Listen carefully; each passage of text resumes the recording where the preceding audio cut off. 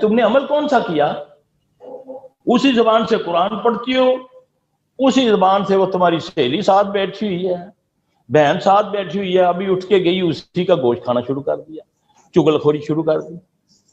جی حرم میں بیٹھے ہیں تاں چگل خوری، لوگوں پر اشارہ کرنا لباس کا. حرم میں بیٹھی ہوئی دو بڑیاں اشارہ کر دی، دیکھ میں کہا بھائی اللہ کا واسطہ ہی اتنے تے بعد آئی اللہ دی بندی ان کی کہنی پئی ہیں، انہوں ایڈا چنگی لگتی، انہوں جا کے کہہ دوپٹہ صحیح لے لے.